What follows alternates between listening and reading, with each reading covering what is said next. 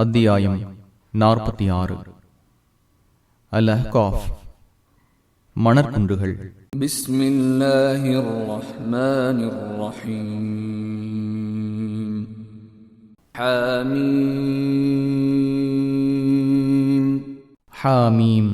தன்சீலுல் கிதாபி மினல்லாஹில் அஸீஸில் ஹகீம். இது மிகைத்தவனும் ஞானமிக்கோனுமாகிய அல்லாஹ்விடமிருந்து அருளப்பட்டது. மா ஹலக்னஸ் ஸமாவாதி வல் அர்த வமா பைனஹுமா இல்லா பில் ஹக்கி வ அஜலின் முஸம்மா வல்லதீன கஃபரூ அம்மா உன்ஸிரூ முஅ்ரிதூன். வானங்களையும் பூமியையும் அவ்விரண்டுக்கும் இடைப்பட்டவற்றையும் தக்க காரணத்துடனும் குறிப்பிட்ட காலக்கெடுவுடனும் தவிர நாம் படைக்கவில்லை. நம்மை மறுப்போர் தமக்கு எச்சரிக்கப்பட்டதை புறக்கணிக்கின்றனர். قُلْ أَرَأَيْتُمْ مَا تَدْعُونَ مِن دُونِ اللَّهِ أَرُونِي مَاذَا خَلَقُوا مِنَ الْأَرْضِ أَمْ لَهُمْ شِرْكٌ فِي السَّمَاوَاتِ ائتوني بكتاب من قبل هذا أو أثارة من علم إن كنتم صادقين. அல்லாஹ்வை என்று நீங்கள் யாரை அழைக்கிறீர்களோ அவர்கள் பூமியில் எதை படைத்தனர் என்று எனக்கு காட்டுங்கள், அல்லது வானங்களில் அவர்களுக்கு பங்கு உண்டா என்பதற்கு பதில் சொல்லுங்கள். நீங்கள் உண்மையாளர்களாக இருந்தால் இதற்கு முன் சென்ற வேதத்தையோ அறிவு சான்றையோ என்னிடம் கொண்டு வாருங்கள் என்று முஹம்மதை கேட்பீராக. وَمَنْ أَضَلُّ مِمَّنْ يَدْعُو مِنْ دُونِ اللَّهِ مَنْ لَا يَسْتَجِيبُ لَهُ إِلَى يَوْمِ الْقِيَامَةِ وَهُمْ عَنْ دُعَائِهِمْ غَافِلُونَ. கியாமத் நாள் வரை தமக்கு பதில் தராத அல்லாஹ் அல்லாதோரை அழைப்பவரை விட மிகவும் வழிகட்டவர் யார்? அவர்களோ தம்மை அழைப்பது பற்றி அறியாது உள்ளனர். وَإِذَا حُشِرَ النَّاسُ كَانُوا لَهُمْ أَعْدَاءً وَكَانُوا بِعِبَادَتِهِمْ كَافِرِينَ.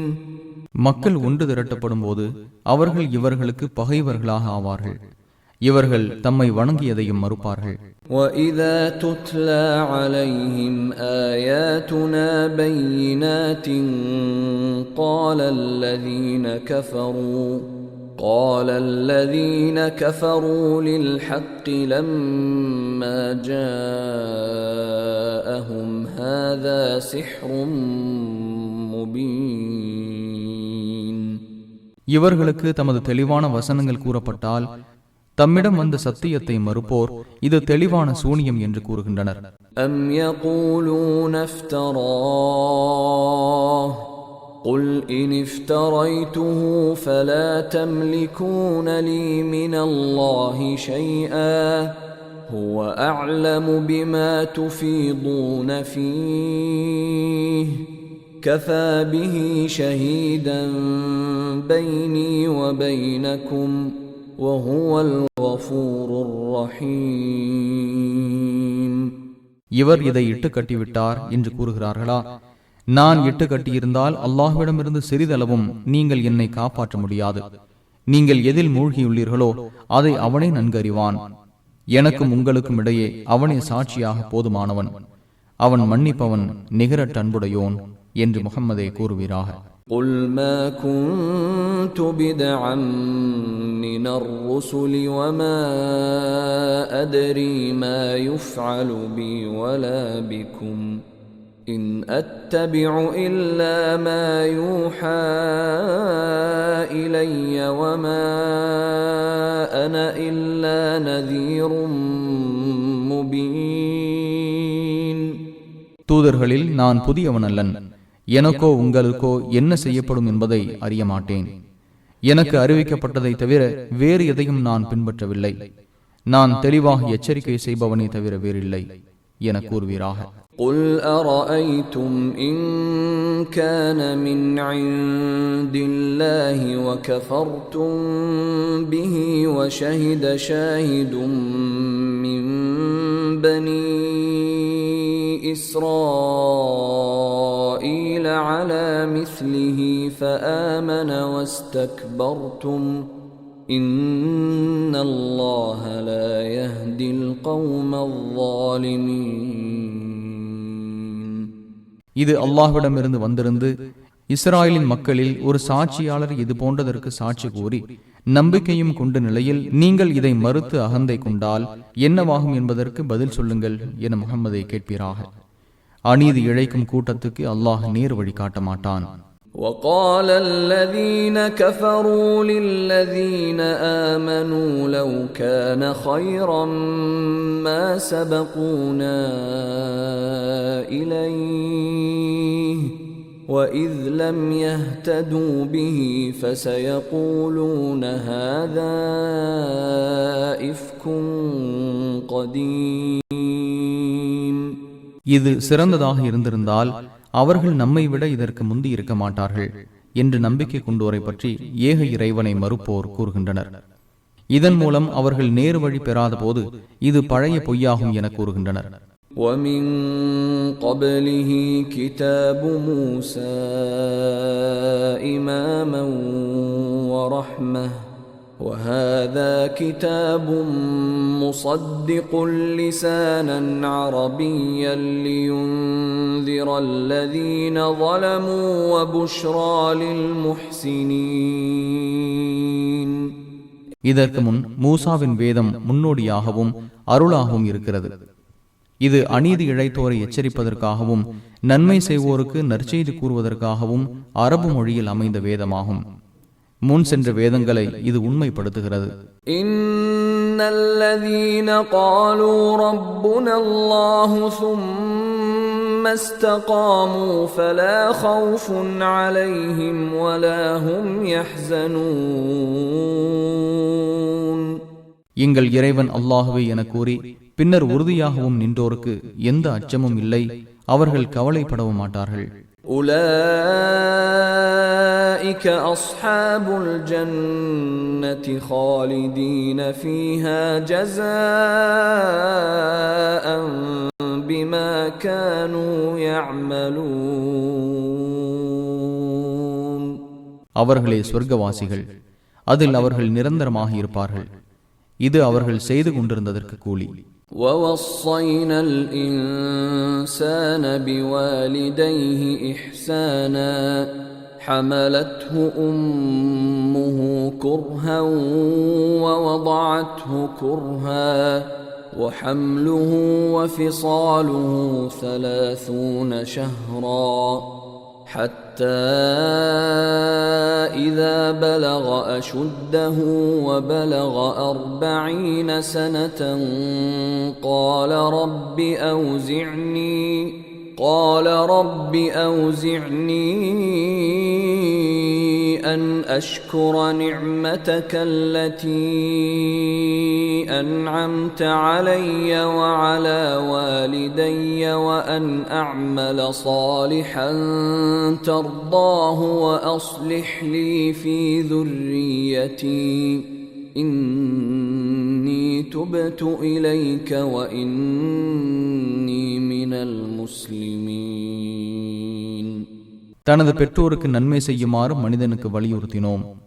அவனை அவனது தாய் சிரமத்துடன் சுமந்தால், சிரமத்துடனே ஈண்டெடுத்தாள். அவனை சுமந்ததும் பால் குடியை மறந்ததும் 30 மாதங்கள். அவன் தனது பருவ வயதையும் அடைந்து 40 வயதை அடையும் போது, என் இறைவா, எனக்கும் என் பெற்றோருக்கும் நீ செய்த அருட்கொடைக்கு நன்றி செலுத்தவும், நீ பொருந்திக் கொள்ளும் நல்லறத்தை நான் செய்யவும் வாய்ப்பளிப்பாயாக. எனக்காக எனது சந்ததிகளை சீராக்குவாயாக. நான் உன்னிடம் மன்னிப்பு கேட்கிறேன். நான் முஸ்லிம்களில் ஒருவன் என்று கூறுகின்றான். أولئك الذين نتقبل عنهم أحسن ما عملوا ونتجاوز عن سيئاتهم في أصحاب الجنة وعد الصدق الذي كانوا يوعدون. அவர்கள் செய்த நல்லறத்தை அவர்களிடமிருந்து நாம் ஏற்றுக்கொள்வோம். அவர்களின் தீமைகளை மன்னிப்போம். அவர்கள் சொர்க்கவாசிகளில் இருப்பார்கள். இது அவர்களுக்கு வாக்களிக்கப்பட்ட உண்மையான வாக்குறுதி. والذي قال لوالديه أف لكما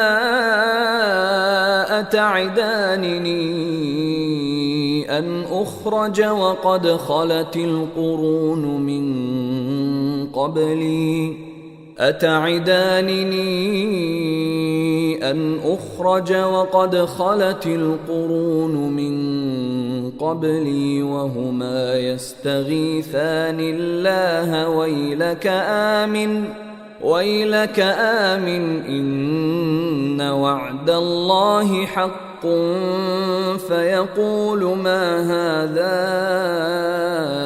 إلا أساطير الأولين. மீண்டும் உயிர் கொடுக்கப்படுவேன் என்று என்னை நீங்கள் இருவரும் பயமுறுத்துகின்றீர்களா?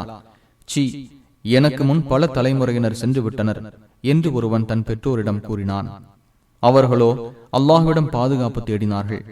உனக்கு கேடுதான், நம்பிக்கை கொள், அல்லாஹ்வின் வாக்குறுதி உண்மையானது என்றனர்.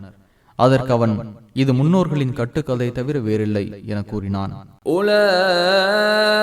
أولئك الذين حق عليهم القول في أمم قد خلت من قبلهم من الجن والإنس إنهم كانوا خاسرين.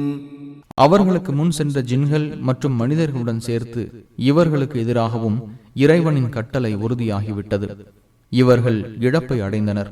وَلِكُلٍّ دَرَجَاتٌ مِّمَّا عَمِلُوا وَلِيُوَفِّيَهُمْ أَعْمَالَهُمْ وَهُمْ لَا يُظْلَمُونَ. ஒவ்வொருவரும் செயல்பட்டதற்கு ஏற்ப அவர்களுக்கு பதவிகள் உள்ளன. அவர்களின் செயல்களுக்கு அவன் முழுமையாக கூலி கொடுப்பான். அவர்கள் அநீதி இழைக்கப்பட மாட்டார்கள். وَيَوْمَ يُعْرَضُ الَّذِينَ كَفَرُوا عَلَى النَّارِ أذهبتم طيباتكم في حياتكم الدنيا واستمتعتم بها فاليوم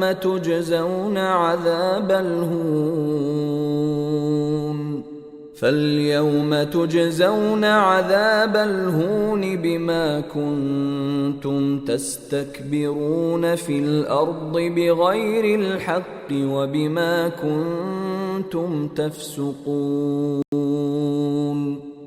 ஏக இறைவனை மறுத்தோர் நரகத்தின் முன்னே கொண்டு செல்லப்படும் நாளில் உங்கள் உலக வாழ்க்கையில் உங்கள் நன்மைகளை நீங்களே அழித்து விட்டீர்கள்.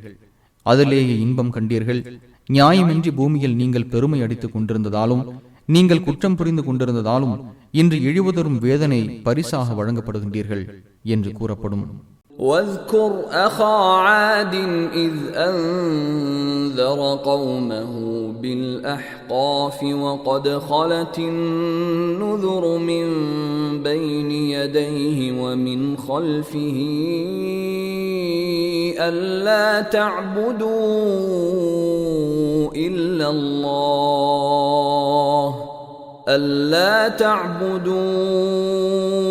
إلا الله إني أخاف عليكم عذاب يوم عظيم. அல்லாஹுவை தவிர யாரையும் நீங்கள் வணங்கக்கூடாது. மகத்தான நாளின் வேதனையை உங்கள் விஷயத்தில் நான் அஞ்சுகிறேன் என்று ஆது சமுதாயத்திற்கு அவர்களின் சகோதரர் ஹூத் மணற்குன்றுகளில் நின்று எச்சரித்ததை நினைவூட்டுவீராக. எச்சரிப்போர் அவருக்கு முன்பும் பின்பும் சென்றுள்ளனர். قالوا أجئتنا لتأفكنا عن آلهتنا فأتنا بما تعدنا إن كنت من الصادقين. எங்கள் கடவுள்களை விட்டும் எங்களை திருப்புவதற்காக எங்களிடம் வந்துள்ளீரா? உண்மையாளராக இருந்தால் நீர் எங்களுக்கு எச்சரிப்பதை எங்களிடம் கொண்டு வருவீராக என்று கேட்டனர். قال إنما العلم عند الله وأبلغكم ما أرسلت به ولكني أراكم قوما تجهلون. இது பற்றிய ஞானம் அல்லாஹ்விடமே உள்ளது. நான் எதை கொடுத்து அனுப்பப்பட்டுள்ளேனோ அதை உங்களுக்கு எடுத்து சொல்கிறேன். எனினும் அறியாத கூட்டமாகவே உங்களை நான் கருதுகிறேன் என்று அவர் கூறினார். فَلَمَّا رَأَوْهُ عَارِضًا مُسْتَقْبِلَ أَوْدِيَتِهِمْ قَالُوا هَذَا عَارِضٌ مُمْطِرُنَا بَلْ هُوَ مَا اسْتَعْجَلْتُمْ بِهِ رِيحٌ فِيهَا عَذَابٌ أَلِيمٌ. தமது பள்ளத்தாக்கை நோக்கி வரும் மேகமாகவே அதை அவர்கள் கருதினார்கள். இது நமக்கு மழை பொழியும் மேகமே எனவும் கூறினர். இல்லை, எதற்கு அவசரப்பட்டீர்களோ அதுவே இது துன்புறுத்தும் வேதனை நிரம்பிய காற்றாகும் என்று கூறப்பட்டது. تدمر كل شيء بأمر ربها فأصبحوا لا يرى إلا مساكنهم كذلك نجزي القوم المجرمين.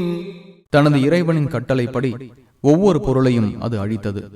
அவர்களின் குடியிருப்புகளை தவிர வேறு எதுவும் காணப்படாத நிலையில் காலையில் அடைந்தனர். குற்றம் செய்யும் கூட்டத்தை இவ்வாறே தண்டிப்போம். وَلَقَدْ مَكَّنَّاهُمْ فِي مَاءٍ مَكَّنَّاكُمْ فِيهِ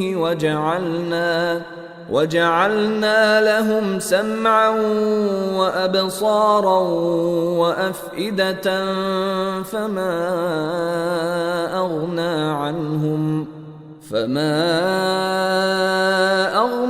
عَنْهُمْ سَمْعُهُمْ وَلَا أَبْصَارُهُمْ وَلَا أَفْئِدَتُهُمْ مِنْ شَيْءٍ إِذْ كَانُوا يَجْحَدُونَ بِآيَاتِ اللَّهِ وَحَاقَ بِهِمْ مَا كَانُوا بِهِ يَسْتَهْزِئُونَ. உங்களுக்கு செய்து தராத வசதிகளை அவர்களுக்கு நாம் செய்து கொடுத்திருந்தோம். அவர்களுக்கு செவியையும் பார்வைகளையும் உள்ளங்களையும் ஏற்படுத்தியிருந்தோம். அவர்களின் செவியும் பார்வைகளும் உள்ளங்களும் அல்லாஹ்வின் அத்தாட்சிகளை அவர்கள் நிராகரித்துக் கொண்டிருந்த போது சிறிதளவும் அவர்களுக்கு பயன் தரவில்லை. அவர்கள் கேலி செய்து கொண்டிருந்தது அவர்களை சூழ்ந்து கொண்டது. وَلَقَدْ أَهْلَكْنَا مَا حَوْلَكُمْ مِنَ الْقُرَى وَصَرَّفْنَا الْآيَاتِ لَعَلَّهُمْ يَرْجِعُونَ. உங்களை சுற்றி பல ஊர்களை அழித்துள்ளோம். இவர்கள் திருந்துவதற்காக சான்றுகளை தெளிவுபடுத்துகிறோம். فَلَوْلَا نَصَرَهُمُ الَّذِينَ اتَّخَذُوا مِن دُونِ اللَّهِ قُرْبَانًا آلِهَةً بَلْ ضَلُّوا عَنْهُمْ وَذَلِكَ إِفْكُهُمْ وَمَا كَانُوا يَفْتَرُونَ. அல்லாஹ்வை அன்றி யாரை இவர்கள் நெருக்கத்தை ஏற்படுத்தும் கடவுள்களாக கற்பனை செய்தார்களோ அவர்கள் இவர்களுக்கு உதவி இருக்க வேண்டாமா? மாறாக இவர்களை விட்டும் அவர்கள் மறைந்து விட்டனர். இது இவர்களின் பொய்யும் இட்டு கட்டியதுமாகும். وَإِذْ صَرَفْنَا إِلَيْكَ نَفَرًا مِنَ الْجِنِّ يَسْتَمِعُونَ الْقُرْآنَ فَلَمَّا حَضَرُوهُ قَالُوا أَنصِتُوا فَلَمَّا قُضِيَ وَلَّوْا إِلَى قَوْمِهِمْ مُنذِرِينَ. முஹம்மதே, இக்குர்ஆனை செவியுறுவதற்காக ஜின்களில் ஒரு கூட்டத்தினரை உம்மிடம் நாம் அனுப்பியதை எண்ணி பார்ப்பீராக. அவை அவரிடம் வந்தபோது வாயை மூடுங்கள் என்று கூறின. ஓதி முடிக்கப்பட்ட போது எச்சரிப்போராக தமது சமுதாயத்திடம் திரும்பின. قالوا يا قومنا إنا سمعنا كتابا أنزل من بعد موسى إنا إنا سمعنا كتابا أنزل من بعد موسى مصدقا لما بين يديه يهدي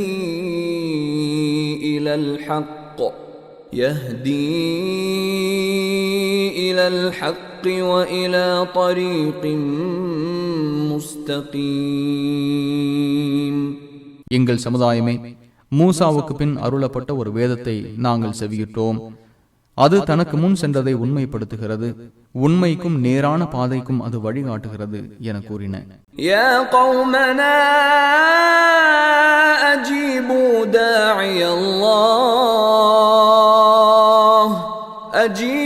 داعي الله وآمنوا به يغفر لكم من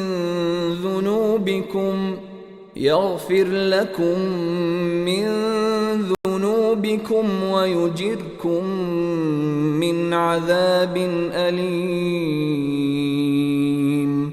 எங்கள் சமுதாயமே, அல்லாஹ்வின் அழைப்பாளருக்கு பதிலளியுங்கள், அவரை நம்புங்கள், அவன் உங்களுக்கு உங்கள் பாவங்களை மன்னிப்பான், துன்புறுத்தும் வேதனையிலிருந்து உங்களை காப்பாற்றுவான். وَمَن لَّا يُجِبْ دَاعِيَ اللَّهِ فَلَيْسَ بِمُعْجِزٍ فِي الْأَرْضِ وَلَيْسَ لَهُ مِن دُونِهِ أَوْلِيَاءُ أُولَٰئِكَ فِي ضَلَالٍ مُّبِينٍ. அல்லாஹ்வின் அழைப்பாளருக்கு பதிலளிக்காதவர் பூமியில் அல்லாஹ்வை வெல்பவராக இல்லை.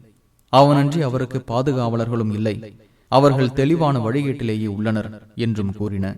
أَوَلَمْ يَرَوْا أَنَّ اللَّهَ الَّذِي خَلَقَ السَّمَاوَاتِ وَالْأَرْضَ وَلَمْ يَعْيَ بِخَلْقِهِنَّ بِقَادِرٍ عَلَى أَن يُحْيِيَ الْمَوْتَى بَلَى إِنَّهُ عَلَى كُلِّ شَيْءٍ قدير. வானங்களையும் பூமியையும் படைத்து அவற்றை படைப்பதில் சோர்வு ஏதும் அடையாத அல்லாஹ் இறந்தோரை உயிர்ப்பித்திர ஆற்றல் உடையவன் என்பதை அவர்கள் சிந்திக்கவில்லையா? ஆம், அவன் ஒவ்வொரு பொருளின் மீதும் ஆற்றல் உடையவன். وَيَوْمَ يُعْرَضُ الَّذِينَ كَفَرُوا عَلَى النَّارِ أَلَيْسَ هَذَا بِالْحَقِّ قَالُوا بَلَى وَرَبِّنَا قَالَ فَذُوقُوا الْعَذَابَ بِمَا كُنتُمْ تَكْفُرُونَ. ஏக இறைவனை மறுப்போர் நரகத்தின் முன்னே நிறுத்தப்படும் நாளில் இது உண்மை அல்லவா என கேட்கப்படும். ஆம், எங்கள் இறைவன் மேல் ஆணையாக என்று கூறுவார்கள். நீங்கள் என்னை மறுப்போராக இருந்ததால் வேதனையை சுவையுங்கள் என்று இறைவன் கூறுவான். فاصبر كما صبر أولو العزم من الرسل ولا تستعجل لهم كأنهم يوم يرون ما يوعدون لم يلبثوا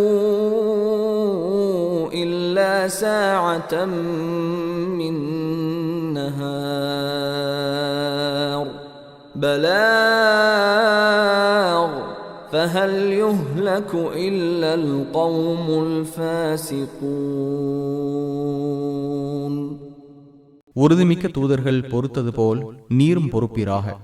இவர்கள் விஷயத்தில் அவசரப்படாதீர். இவர்களுக்கு எச்சரிக்கப்பட்டதை இவர்கள் காணும் நாளில் பகலில் சிறிது நேரமே தவிர உலகில் வசிக்கவில்லை என்பது போல் நினைப்பார்கள். இது எடுத்து சொல்லப்பட வேண்டியதாகும். குற்றம் புரிந்த கூட்டம் தவிர மற்றவர் அழிக்கப்படுவார்களா?